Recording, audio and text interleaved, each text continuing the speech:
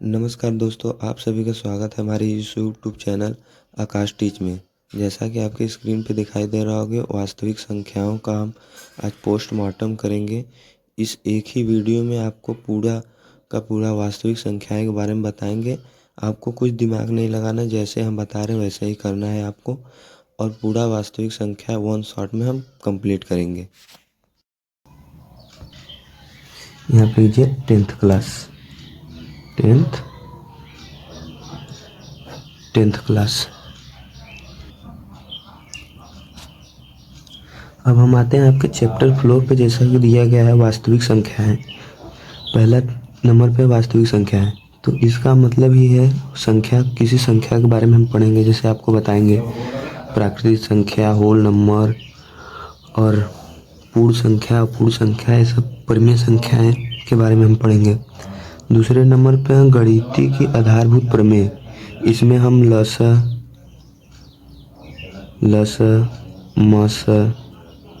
मसा को पढ़ेंगे, जिसे हम एलसीएम और एचसीएफ कहते हैं। और तीसरे नंबर पे अपरिमेय संख्या है। अपरिमेय संख्या जिसे रूट में 2, रूट में 7 और पाई को अपरिमेय संख्या कहते हैं, इसके बारे में पढ़ेंगे। पहले नंबर पे हेडिंग डाल दीजिए वास्तविक संख्या। वास्तविक संख्या यानी कि real number, real number. English पे जरूर ध्यान देना है ताकि इंग्लिश भी आपका स्ट्रॉन्ग होता रहे। जैसा कि यहाँ पे नाम से स्पष्ट है, किसी नंबर के बारे में हम पढ़ेंगे, जैसे कि किसी संख्या के बारे में। तो पहले नंबर पे आता है प्राकृतिक संख्या किसे कहते हैं। तो प्राकृतिक संख्या अगर कहूँ मैं कि किसी चीज़ को गिनना स्टार्ट करिए, मान लीजिए 10 कुर्सी है तो उसको गिनना स्टार्ट कीजिए, तो आप लोग 1 से 10 तक गिनेंगे। तो ऐसे ही प्राकृतिक संख्या 1 से लेके n संख्या तक, मतलब अनंत संख्या तक होती हैं, 2n तक। अब आपका दूसरे नंबर पे है पूर्ण संख्या। ये तो हो गई प्राकृतिक संख्या।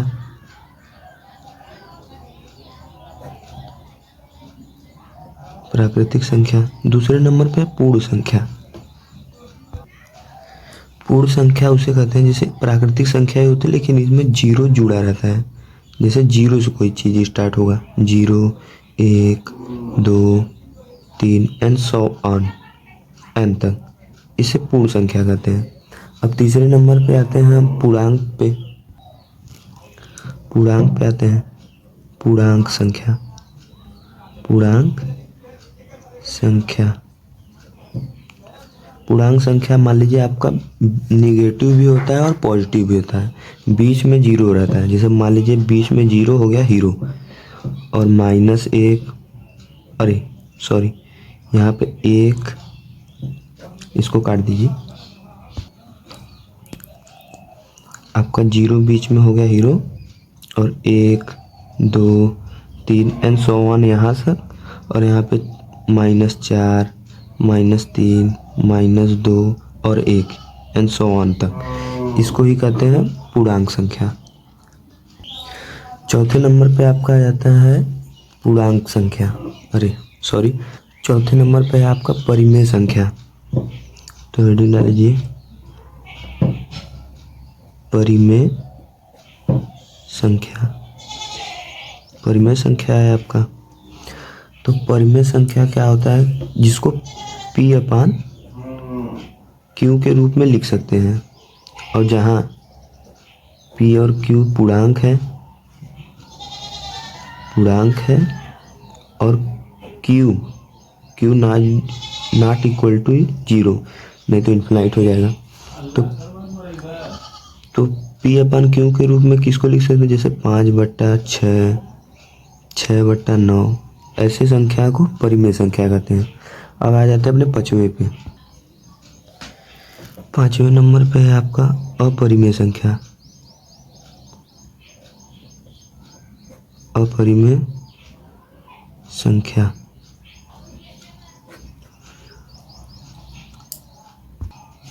अपरिमेय संख्या में जैसे रूट में 3, पाई रूट में 7, इसे अपरिमेय संख्या कहते हैं जिसका स्क्वायर रूट न निकाला जाए, पूर्ण वर्ग। ये पांचों आपके वास्तविक संख्याओं को बताती हैं कि वास्तविक संख्या क्या है। और इन पांचों में वास्तविक संख्याएं में ये पांचों आती हैं संख्याएं। और भी एक संख्या होती है जिसे समृद्ध संख्या कहते हैं, वो आपको 11th में पढ़ना होगा, जिसे आयोटा से दर्शाते हैं, इसका मान -1 होता है। तो इसको तो 11th में पढ़ना है। अब हमारा वास्तविक संख्या हो गया। अब दूसरे नंबर पे कॉन्सेप्ट जो है इसको देखेंगे। तो हेडिंग डाल लीजिए, अंक गणित की आधारभूत प्रमेय। जितना इसका डरावना नाम है उतना इसमें कुछ है नहीं ज़्यादा।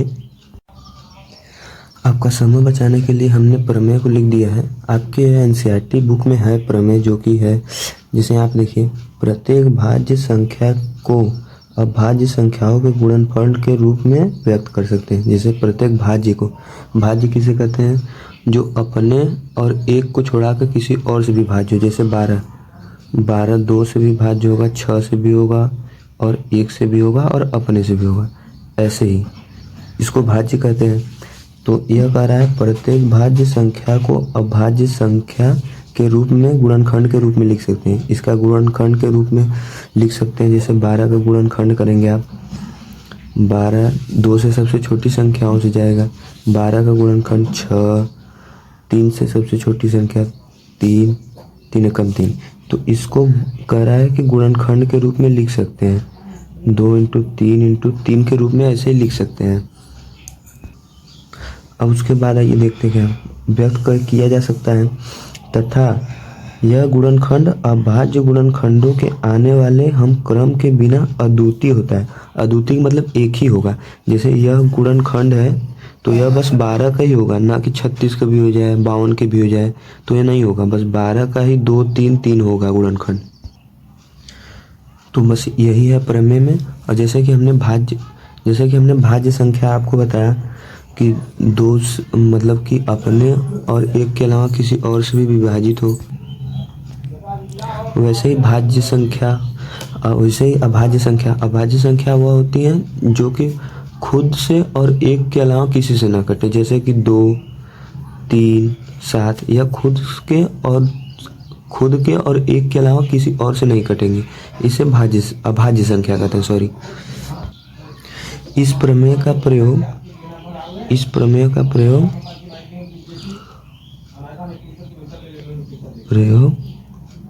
लस और मस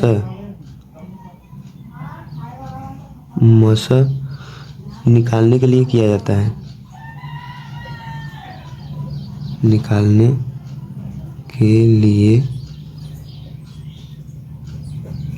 है। थोड़ा सा राइटिंग गड़बड़ है, देख लीजिएगा आप लोग। तो आइए हम आपको एलसीएम और लसा और मौसा निकाल के दिखाते हैं। मतलब एक ठो ले लीजिए, जैसे कि यहाँ क्या लें, 12 ले लीजिए और 16 ले लीजिए। इसका एलसीएम और एचसीएफ निकालना है, मान लीजिए, ठीक है। तो यहाँ पे लिखेंगे 12 = यहाँ पे लिखेंगे 16। तो यहाँ पे 12 को गुणनखंडित करेंगे। जैसे 12 है, 12 का गुणनखंडित सबसे छोटी संख्या से करेंगे। जैसे कि 2 से जाएगा 6 बार में, फिर 2 से 3, अब 3 एकम 3, सबसे छोटी संख्या 3 है। तो यहाँ पे लिखेंगे आप 2 × 2 × 3, 12 का हो गया। तो ऐसे ही आप 16 का निकालें। 16 को 2 से देंगे, 8 बार में जाएगा, सबसे छोटी संख्या लेते हैं, फिर 2 से जाएगा, आपका हो जाएगा 4, फिर 2 से लेंगे, आपका हो जाएगा 2, फिर 2 से लेंगे, आपको हो जाएगा 1। तो यहाँ पे 4 बार 2 2 है, 1 2 3 4, 1 2 3 4 है। तो लसा मसा कैसे निकाल, तो इसको एलसीएम और एचसीएफ निकालने के लिए इसको घात में लिखेंगे। जैसे 2 2 है, समान समान है तो घातें जुड़ जाती हैं, तो 2 के पावर 2 हो जाएगा और ये 3 के पावर 1 ही है। यहाँ पे 2 के पावर 4 हो जाएगा। तो और लसा और मसा निकालते हैं। मसा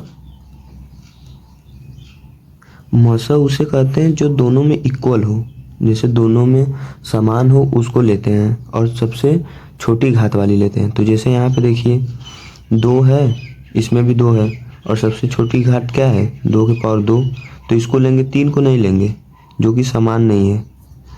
2 के पावर 2, इसका वैल्यू क्या आ गया 4। मौसा आ गया आपका 12 और 16 का 4। जबकि मौसम ऐसा नहीं होता है।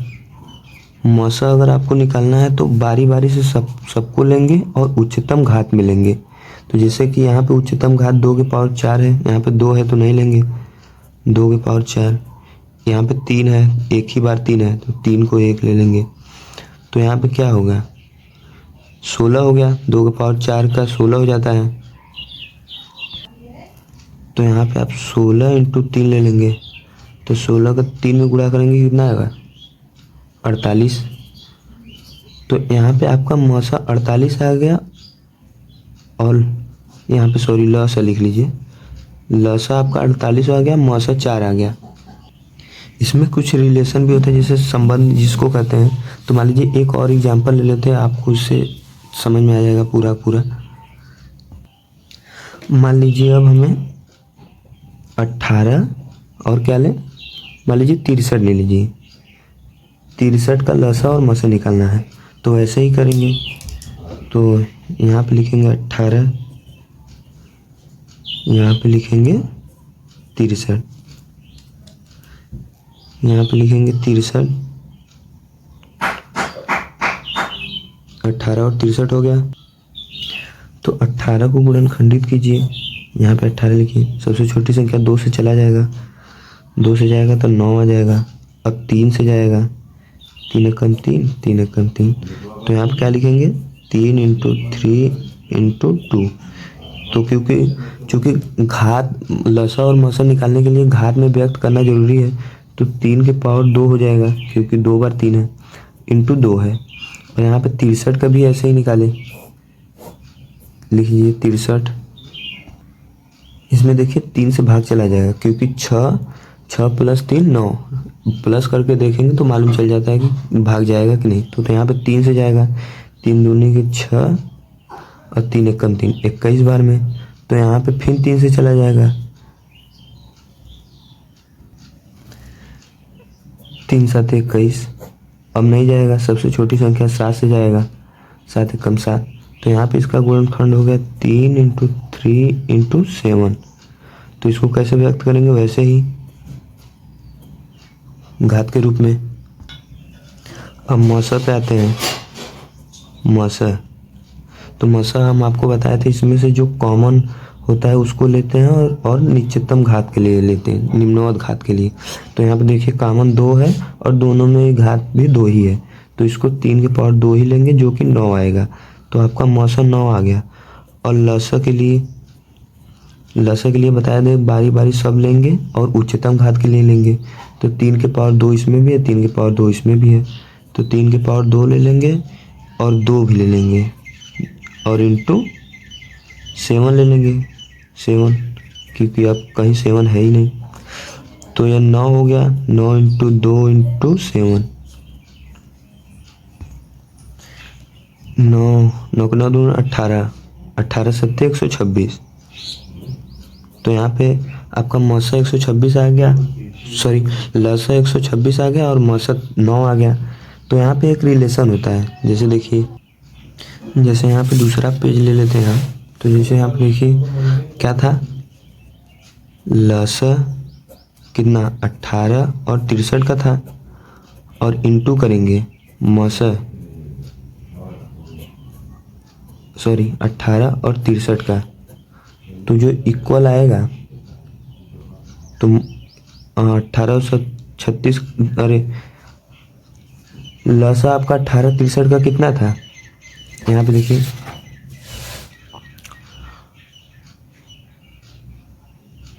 1863 का आपका लसा, मसा 9 है और लसा 126 है, तो लसक जगह 126 इंटू और मसक जगह 9 लिखेंगे। तो यहाँ पे 18 और 36 का मसा 9 है, तो इसको जो इंटू करेंगे गुणा कर दीजिए आप लोग, और गुणा करेंगे तो 1134 आएगा।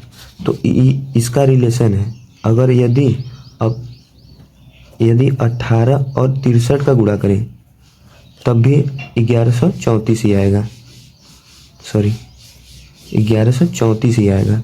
ये रिलेशन होता है, आप लोग गुणा करके देख लीजिए, जैसे कि 63 इंटू 18, तो 8 त्रिक 24, 24 के 4 हाथ में लगा 2 और 6 पंजे 30, तो यहाँ पे 6 48 2 50 होगा।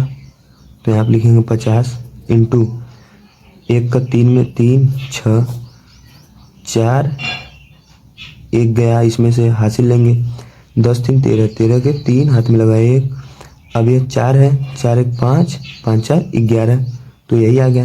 तो इसीलिए कर रहे हैं, ये रिलेशन है। तो अगर किसी का लसा और मसा का इंटू करेंगे निकालने के बाद जो आएगा उसी का गुणनखंड का भी वही आता है। जैसे यहाँ पे देखिए इसका और इसका आप गुणा कर किए तो 1134 आया, और इसका भी गुणा किए तो 1134 ही आया, तो ये रिलेशन हो जाता है। तो आपको रिलेशन बता देते हैं, जैसे HCF A into B, HCF A into B LCM A equal B is equal to A into B होता है, यह रिलेशन होता है। यह आप लोग रिलेशन लिख लीजिए, या लिख लीजिए हिंदी वाले, लसा AB इंटू मसा, सॉरी मसा AB is equal to A into B. यह रिलेशन है, बहुत ही इम्पोर्टेंट है। आई होप कि मैंने आपको अच्छे से समझाया होगा। नेक्स्ट वीडियो आएगा बाद में कल, तो आप लोग फिर से एक बार देख लीजिए, बस यही है, खास नहीं है, आपको अच्छे से बता देंगे। कल हम और एक वीडियो लेकर आएंगे, आपको अच्छे से समझ में आ जाएगा। जैसे यहाँ पे है, यह रिलेशन है लसा और मसा वाले में। आपका एक टॉपिक और बचा है जो कि हम कल करा देंगे, एक टॉपिक और बचा है, कल करा देंगे, पूर्ण हो जाएगा। तो इसी को कहते हैं वास्तविक संख्याएं। बाकी वीडियो अच्छा लगा हो तो लाइक कर देना, कमेंट कर देना। Thank you. तो हम चलते हैं अपने लेक्चर के आगे की तरफ। जैसा कि हमने आपको बताया, पहले एक क्वेश्चन करते हैं। जैसे यहाँ पे क्वेश्चन देखिए दिया गया है, तो यहाँ पे क्वेश्चन है कि मान लीजिए कि a बराबर 10, यहाँ पे क्वेश्चन है मान लीजिए कि a बराबर 10 तथा HCF एक ऑर्डर्ड पेयर कहते हैं इसको, AB 6 तथा LCM AB 12 तथा तब b का मान पूछ रहा है, b किसके बराबर है। तो यहाँ पे जैसा कि हम कल आपको बताए थे, अभी आपको बताए हैं कि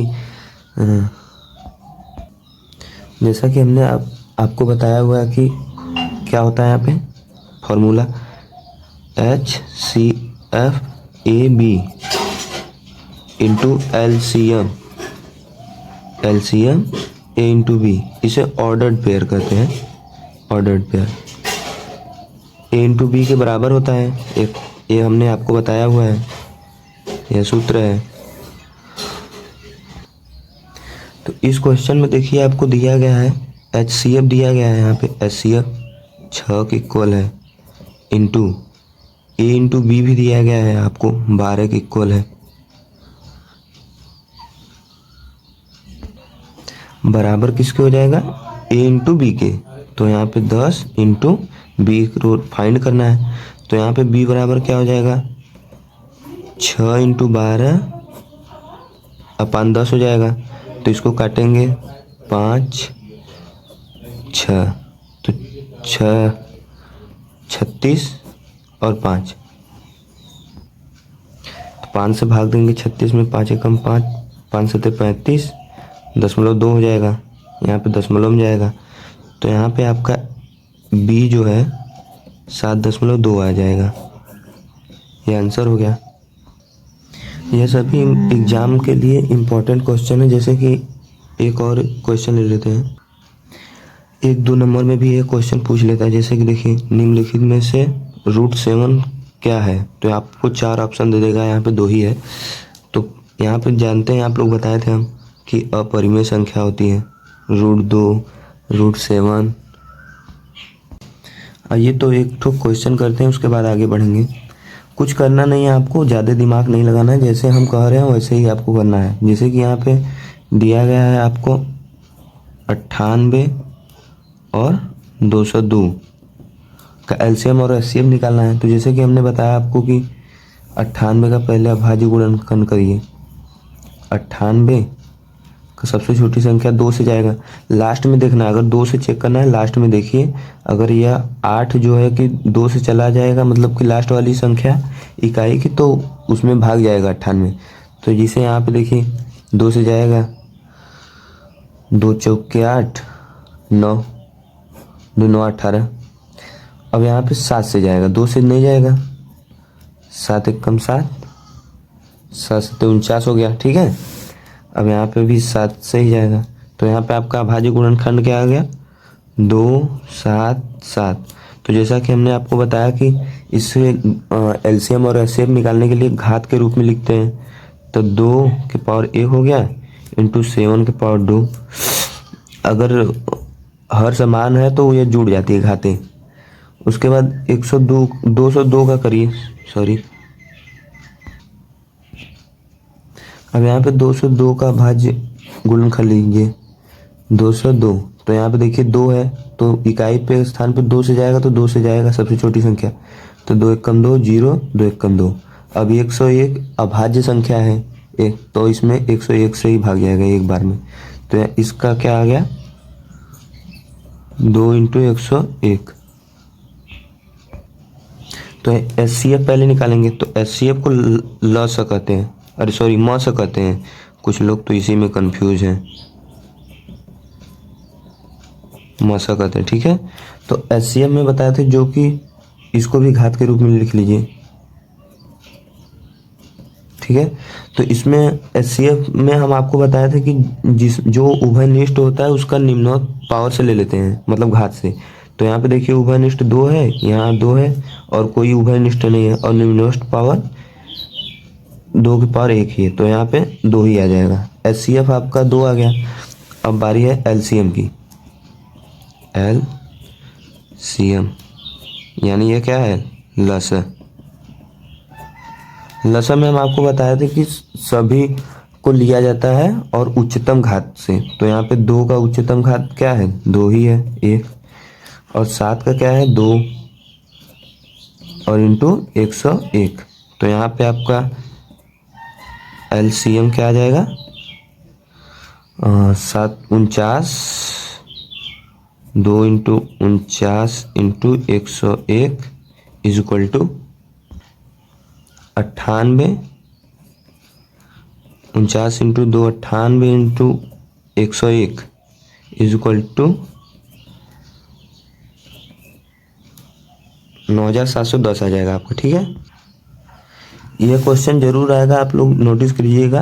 ये क्वेश्चन आएगा, बस यहाँ पे संख्याएं बदल सकती हैं। संख्याएं तो जानते ही हैं, अब संख्या नहीं बदलेगी तो क्या बदलेगी। अब हम आ जाते हैं अपने टॉपिक पे, अपरिमेय संख्या पे। तीसरा टॉपिक है आपका, सॉरी, अपरिमेय संख्या। तो इसमें एक प्रमेय है, प्रमेय को लिख लीजिए।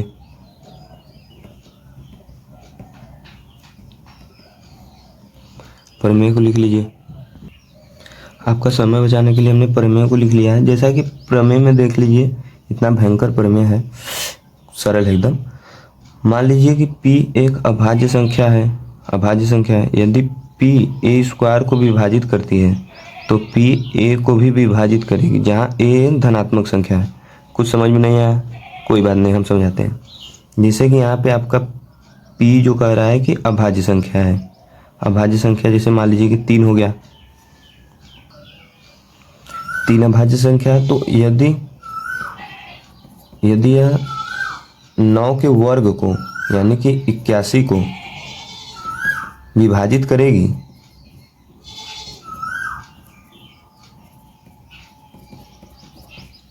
तो इसे 9 को भी विभाजित करना होगा। तो 9 को 3 तो विभाजित करता ही है।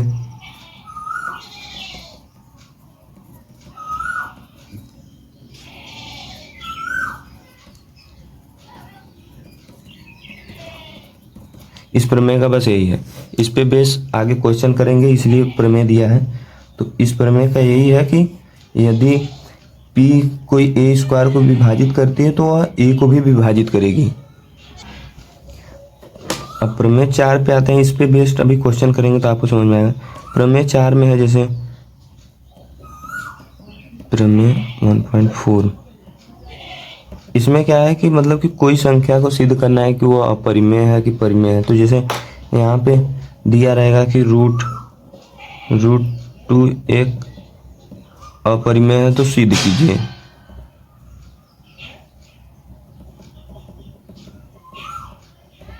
तो इसे आपको सिद्ध करना है कि यह अपरिमेय है। तो इसमें जैसे बोले कि अगर 2 को अपरिमेय संख्या सिद्ध कीजिए, तो इसमें बिल्कुल भी दिमाग नहीं लगाना है। जैसे कि जैसा हम कहते हैं वैसा ही करिए। हर एक, जैसे मान लीजिए कि यहाँ पे संख्या बदल गई, परिमेय 3 को साबित कीजिए कि अपरिमेय है, तो 5 को कीजिए। तो सबका सेम ही प्रोसेस है, मतलब सेम तरीके से हल होगा। तो जैसे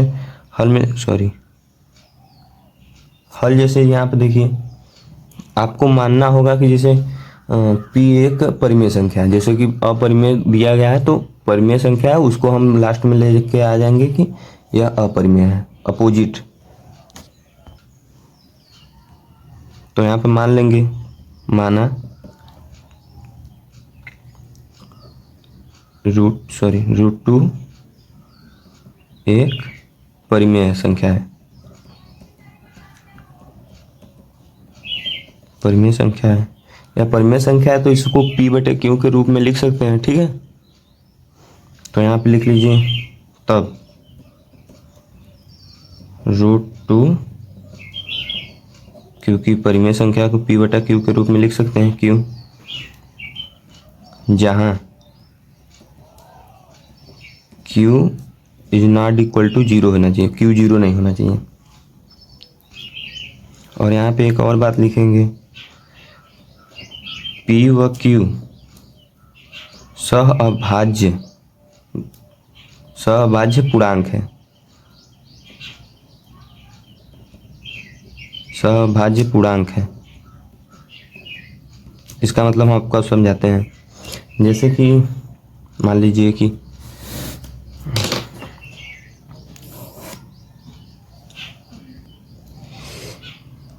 सहअभाज्य किसे कहते हैं, ऐसी संख्या जिनका HCF 1 आता हो, उसे सहअभाज्य कहते हैं। जैसे एग्जाम्पल में आप लिख लीजिए, जैसे मान लीजिए 2 संख्या हैं 8 और 9, तो इसका क्या होगा गुणनखंड, 2 × 2 × 2 होगा। इसका क्या होगा, 3 × 3 होगा। तो इसमें HCF जो है, HCF इसका क्या होगा, यहाँ पे उभयनिष्ठ तो कोई नहीं है, तो उभयनिष्ठ कोई नहीं होता तो 1 मांग लेते हैं। तो यहाँ पे 1 मान लीजिए, तो उभयनिष्ठ 1 ही है, तो 1 HCF आपका हो जाएगा। इसी को कहते हैं सहअभाज्य, इसी को सहअभाज्य पूर्णांक कहते हैं। यहाँ से आपका q इधर जाएगा तो q × रूट 2 = p हो जाएगा, ठीक है। अब क्या करेंगे, बोथ साइड रूट करने पर, मतलब कि दोनों तरफ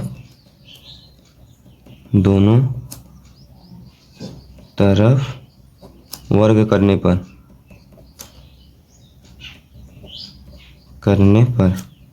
दोनों तरफ वर्ग करने पर, तो वर्ग कर दीजिए q√2 के power 2 equal to P square. ठीक है, तो यहाँ पे क्या हो जाएगा, q square into 2 P square.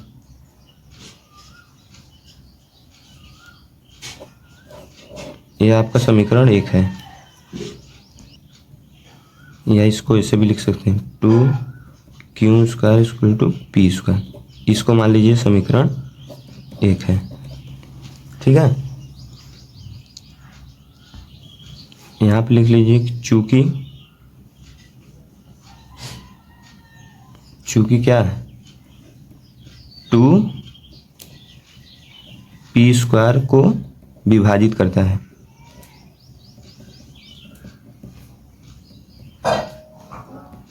यहाँ से यही पता चलता है, जैसे यहाँ पे रफ कर लीजिए, आपको समझ में नहीं आ रहा होगा।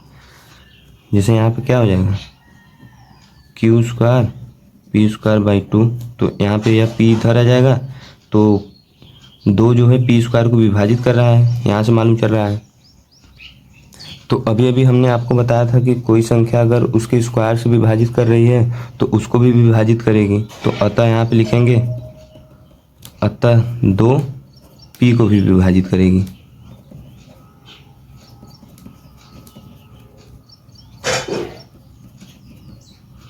यहाँ ऊपर आपको बताया ना, जैसे यहाँ पे प्रमेय यही था, पी स्क्वायर विभाजित कर रही तो ए भी विभाजित करेगी। तो यहाँ पे आते हैं, अब हम दूसरा पेज ले लेते हैं। जैसे यहाँ पे 2 पी को विभाजित करता है, तो मान लेंगे, माना p/2 इक्वल टू n। मान लीजिए n आ रहा है, n क्या है, एक धनात्मक पूर्णांक है, जहाँ n एक धनात्मक पूर्णांक है।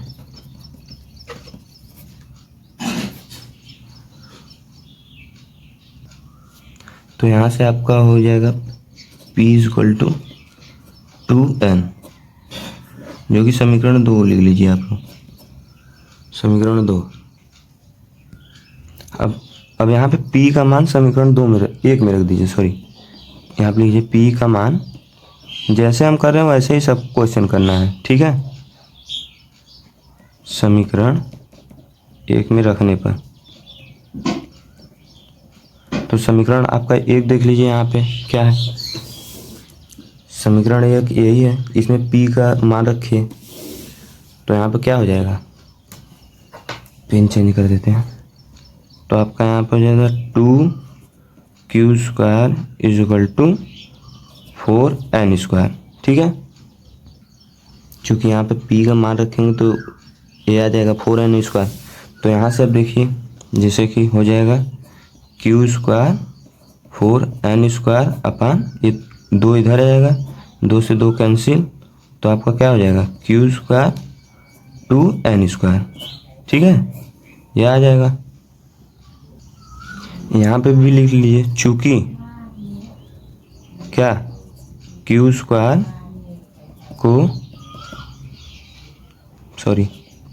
को 2 विभाजित करता है।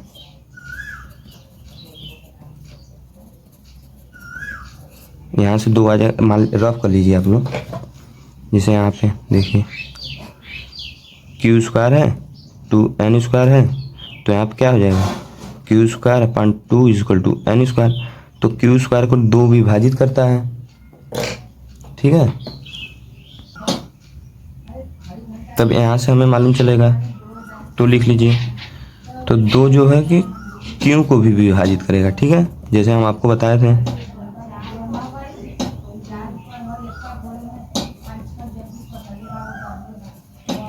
विभाजित करेगी। प्रमेय से 1.3 प्रमेय आपको बताए थे कि q को अगर p कोई a स्क्वायर को विभाजित करती है तो वह a को भी विभाजित करेगी। तो यहाँ पे मान लेंगे, माना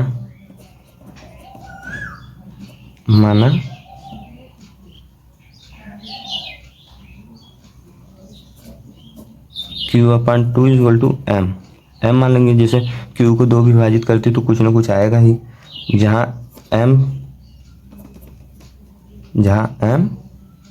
एक धनात्मक पूर्णांक है, ठीक है।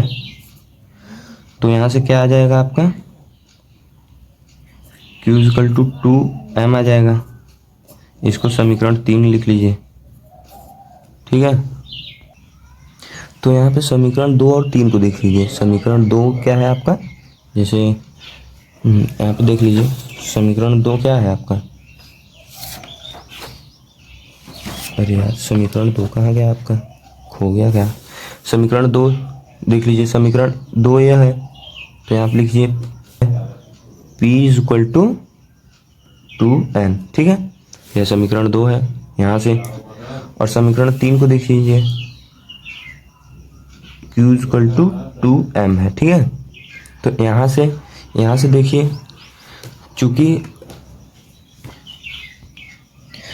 यहाँ से देखा जाए तो सअभाज्य गुणनखंड हम आपको बताए थे कि जिसमें एलसीएम एक ही आए, लेकिन इसमें देखा जा सकता है कि एक जो है कि अन्य आ जा रहा है, उभयनिष्ठ गुणन, ठीक है। उभयनिष्ठ गुणज गुणनखंड 2 अन्य है, मतलब एक बस आना चाहिए, जो कि हमारे सोच से विपरीत है। हमने माना था कि 2 अपरिमेय है। तो यहाँ पे आप कथन के हिसाब से लिखेंगे, क्या लिखेंगे, समीकरण 2 और 3 से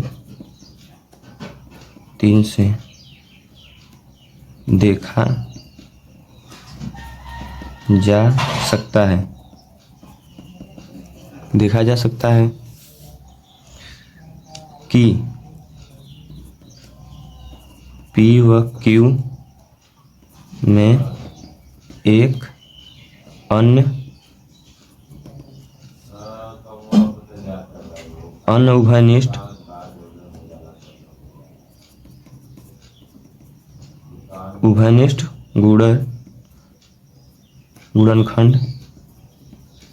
उभयनिष्ठ गुणनखंड जो कि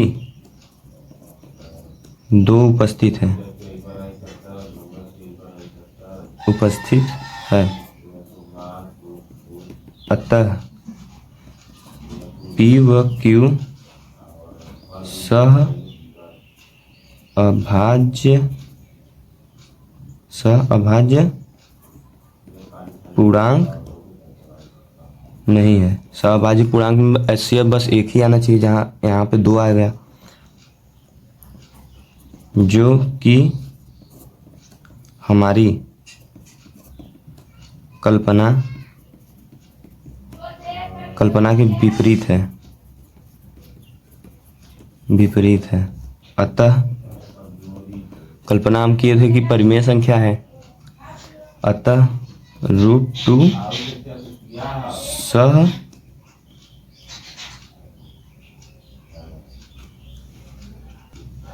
√2 एक अपरिमेय संख्या है, ठीक है। यह सेम प्रोसेस से होगा सभी क्वेश्चन। मान लीजिए कि यहाँ पे मान लीजिए कि आपको कह देता कि √2 की जगह √5 कर दे, √3 कर दे, सेम प्रोसेस से सभी क्वेश्चन हो गए इसी तरह से। तो आपको एक होमवर्क हम दे देते हैं, जैसे कि आपको सिद्ध करना है √3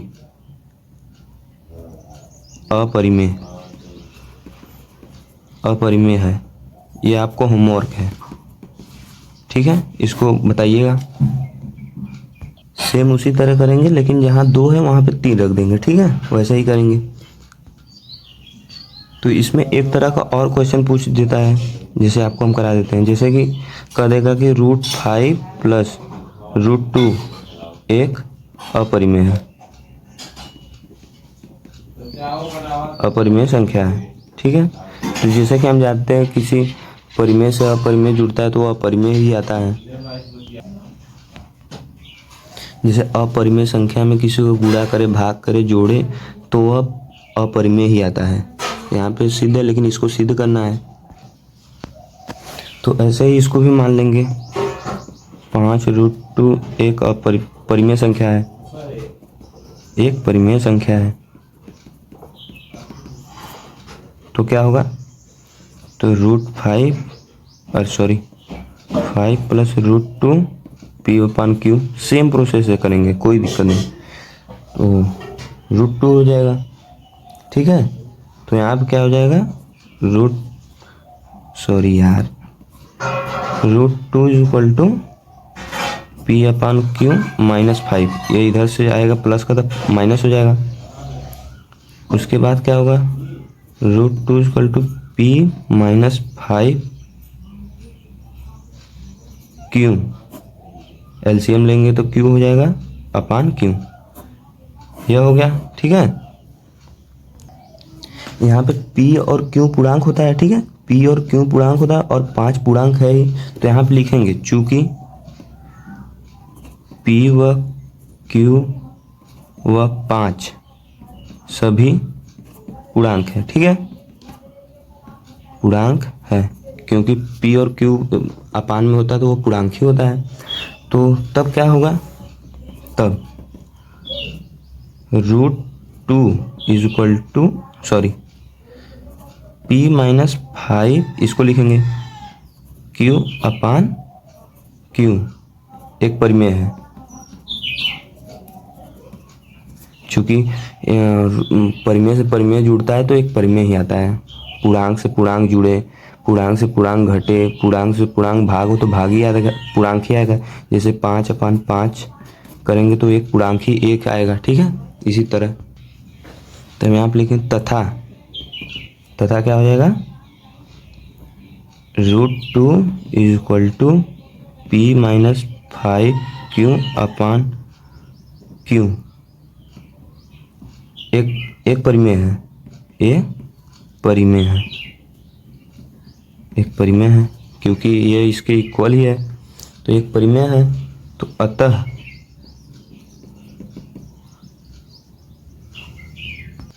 तो यहाँ पे लिखेंगे अतः हमें विरोधाभास प्राप्त हुआ। विरोधाभास, ये हिंदी का वर्ड भी ना, प्राप्त हुआ, ठीक है।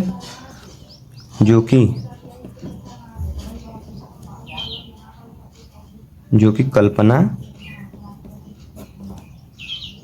के विरुद्ध है, ठीक है।